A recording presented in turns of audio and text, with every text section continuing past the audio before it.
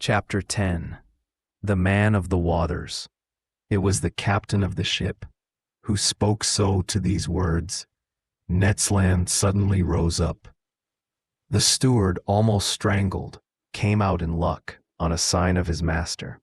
But such was the empire of the captain on board, that not a gesture betrays the resentment in this man had to be animated against the Canadian Council, interested in spite of him. I was amazed. We waited in silence the outcome of this scene.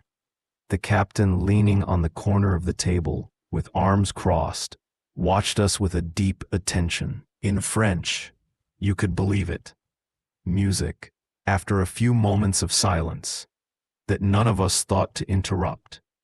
"Gentlemen," he says in a calm and penetrating voice, "I also speak French, English, German, and Latin. So I could have answered you from our first interview, but I wanted to know you first. To think, then your quadruple story, absolutely similar to the bottom, told me the identity of your people. I know now that chance put in my presence Mr. Professor Aronnax, Professor of Natural History at the Museum of Paris, in charge of a scientific mission abroad, advise his servants and Ned Land, of Canadian origin, harpooner aboard the frigate Abraham Lincoln of the United States Navy. With an air of agreement, it was not a question to ask me, so no answer to make. This man was expressed with perfect ease, without any accent. His sentence was clear, these right words, his ease of speech remarkable, and yet I did not feel in him a compatriot. He resumed the conversation in these terms. "You have probably found, sir, that I have long delayed to pay you this second visit. It is that your recognized identity, I have weighed you carefully.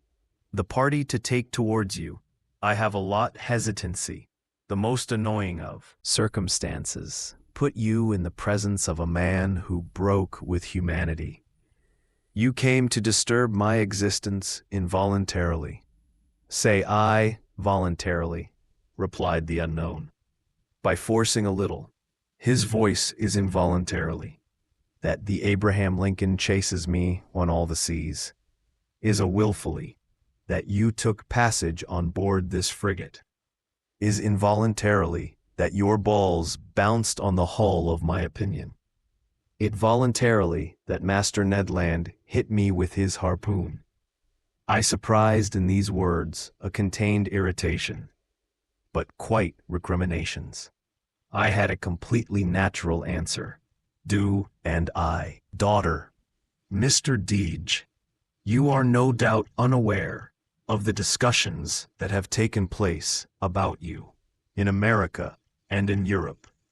You do not know that various accidents caused by the shock of your underwater aircraft have moved public opinion in both continents. I do not give you the hypotheses without numbers by which we sought to explain the inexplicable phenomenon of which only you had the secret. But know when you continue to the high seas of the Pacific, the slab Lincoln believed to hunt some powerful marine monsters whose ocean had to be delivered at all costs. A half smile to stretch the lips of the commander. Then in a calmer tone, "Mr. Aronnax, would you say that your frigate would not have canonized a submarine as well as a monster?" This question embarrassed me, because certainly the Commander Farragut is not hesitant from his duty to destroy an aircraft of this kind, just like a gigantic Arval. So you understand, sir, taken the unknown, that I have the right to treat you as an enemy. I answered nothing, but for what reason to discuss a similar proposal when the force can destroy the best arguments? I hesitated for a long time, taken the commander. Nothing compelled me to give you hospitality. If I had to separate from you, I had no interest in seeing you again. I was putting you back on the platform of this ship that had served you as a refuge. I was sinking under the sea, and I forgot that you had never existed. Don't let you my right. It was maybe the right of a savage. Answered, it was not the right of a civilized man. Professor. Replies strongly, the commander. I am not what you call a civilized man. I broke with the whole society, for reasons that only I have the right to appreciate. I do not obey its rules, and I pledge you never to invoke them before I.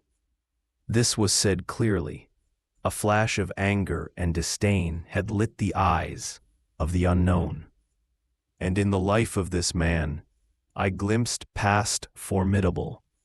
Not only he had set himself outside the human laws, but he had made himself independent in the most rigorous sense of the word, out of any reach, which would therefore dare to pursue him at the bottom of the seas, since on their surface he foiled the efforts tried against him. Which ship would withstand the shock of its underwater monitor? Which breastplate so thick that it would bear the elbows of its spur? No one between men could ask him to account for his works. God, if he believed them, consciousness, if he had one, was the only judges on which he could depend.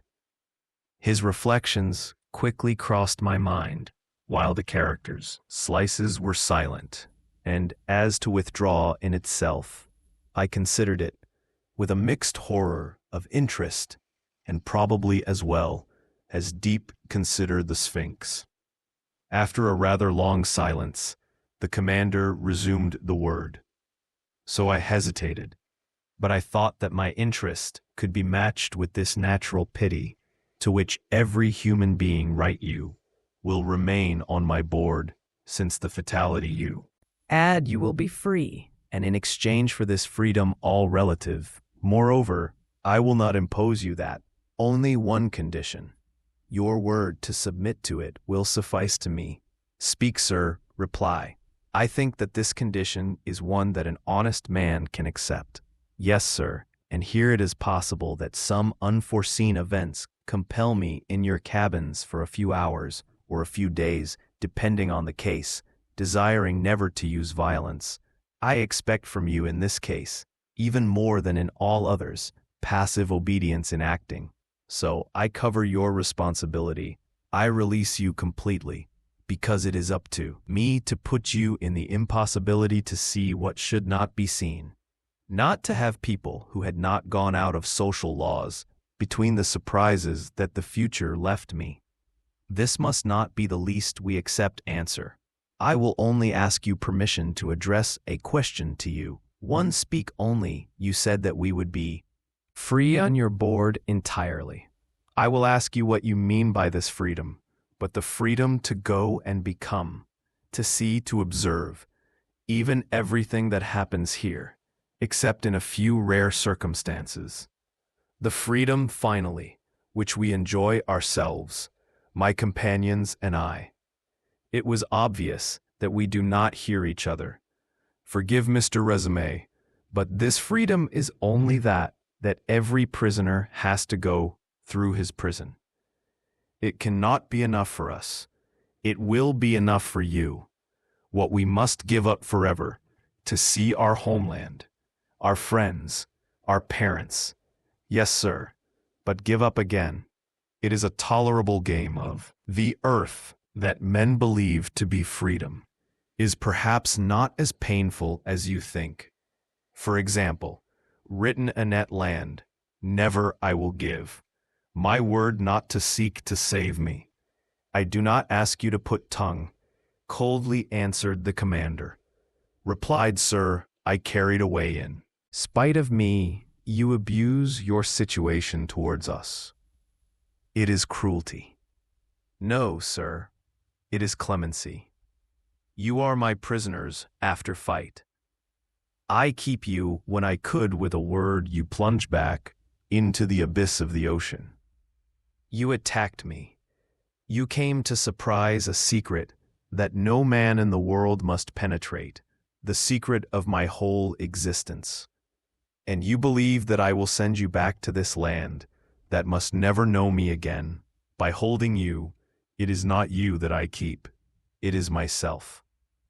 These words indicated by the commander, a bias against which would prevail no argument. So, Mr. Times, you simply give us to choose between life or death. Simply, my friends say, to a question, so ask it. There is nothing to answer, but no word. I do not bind us to the master of this side. No man answered the unknown. Then, in a softer voice, he resumed, Now allow me to finish what I have to tell you. I know you, even if Aronnax, you otherwise your companions. You may not have time to complain about the chance that binds you, my fate. You will find among the books that serve my favorite studies, this book that you published on the deep sea. I have often read it. You have pushed your work as far as you allow earth science. But you do not know all, you have not seen all. So let me tell you, Mr. Professor, that you do not regret the time spent on my board. You will travel in the land of wonders. Amazement will probably be the usual state of your mind. You will not blast easily on the show. It is his motorcycle. Dew in your eyes, I will see again in a new underwater world tour, which knows the last may be all I could study in the bottom of these seas, so many times traveled. And you will be my fellow studies. From this day you enter in a new element. You will see what has not yet seen any man, because it is well we no longer count, and our planet, thanks to me, will not give you these last secrets. To deny it, these words of the commander made on me a great effect. I was taken there by my week, and I forgot for a moment that the contemplation of these sublime things could not be worth the freedom lost. Moreover, I was counting on the future to decide this serious question. So I was content to answer, Gentlemen, if you broke with humanity, I want to believe that you have not denied any human feeling. We are castaways, charitably gathered on board. We will not forget it. For me, I do not misunderstand that if the interest of science could absorb to the needs of freedom, what our meeting leads me. I thought the captain would reach out to me for Celine, our treaty, and did not do anything about it. I regretted it for him. A last question, I say, when it is inexplicable, seem to want to withdraw. Speak to the teacher, of which name should I call you? Answer the captain. I am for you only, Captain Nemo, and your companions, and you are for me only, the passengers of the Nautilus. Captain Nemo, called a steward, appeared. The captain gave him his orders in this foreign language that I could not recognize, and then turned to the Canadian and advised them. A meal awaited you in your cabin, he said. Please follow this man. I have no refusal, answered the Harper counsel. And finally, get him out of this cell, where they were enclosed for more than 30 hours. And now, Mr. Aronnax, our lunch is ready. Let me precede you to your orders.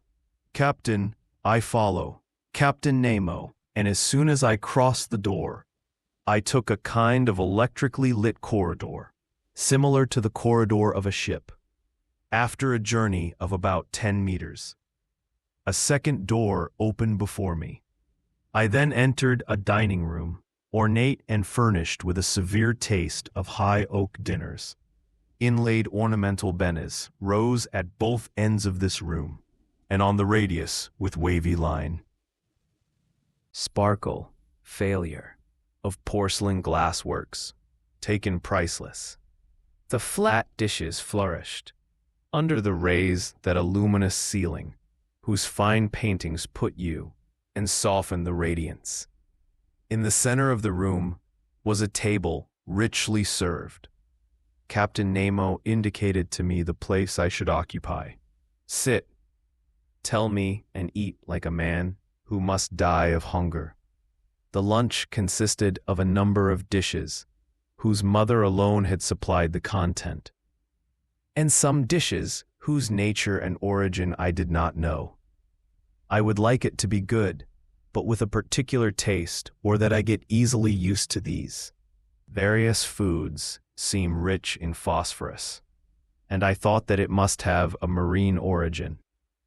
The captain of words was looking at me. I was not asking him, but he guessed my thoughts, and he answered of himself to the questions I burned to address him.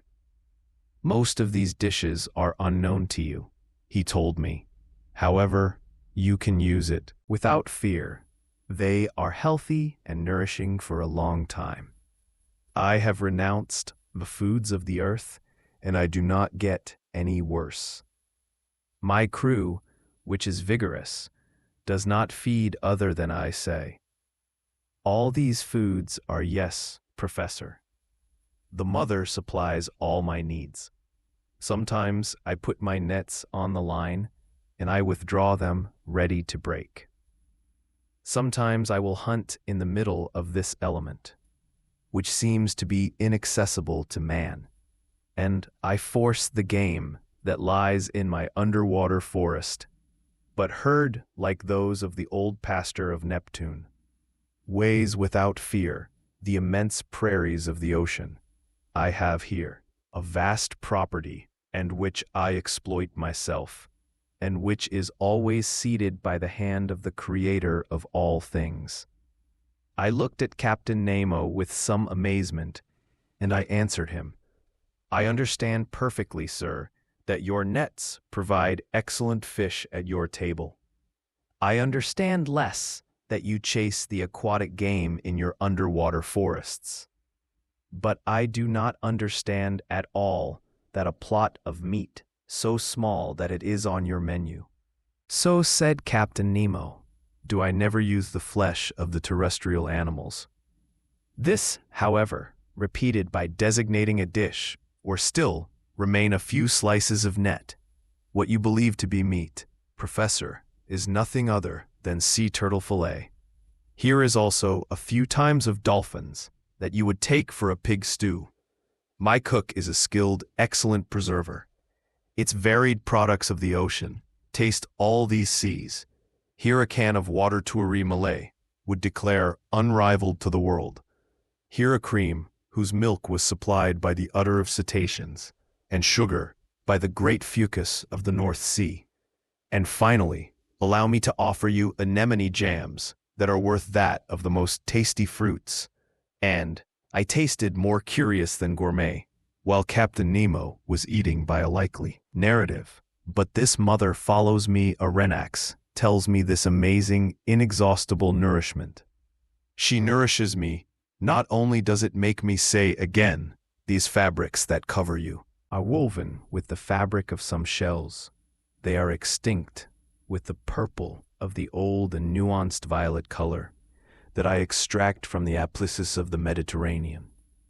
The perfumes that you will find on the toilet of your cabin are the product of the distillation of marine plants. Your bed is made of the sweetest austeres of the ocean. Your feather will be a whale baleen. Your anchor the liquor secreted by the dry or the squid. Everything comes to me now from the sea, as everything will return to it one day. You love the sea, Captain. Yes, I love it. The sea is all it covers. 7/10 of the earth's globe, its breath and pure and holy. It is the immense desert, where man is never alone because he smells life near him. The sea is only the vehicle of a supernatural, the prodigious existing. It is only movement and love. It is the infinite living, as one of your poets said, and indeed, Mr. Professor, nature manifests itself there by these three, plant, mineral kingdoms, animal. This last one is largely represented by 5 classes of mollusks, by 3 classes of vertebrates, the mammals, the reptiles, and so countless legions of fish.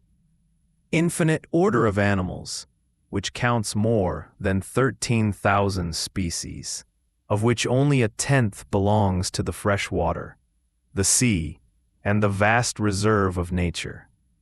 It is by the sea that the globe, so to speak, begins, and who knows if it will not end there. And the supreme tranquility. The sea does not belong initially to its surface. They can still exercise unique rights to fight if devoured. It tarried all the horrors of the earth, but 30 feet below its level, their power ceases, their influence. It is a power disappears. Sir vives, live in the seas. Only there is independence. The eye do not recognize master there. I am free.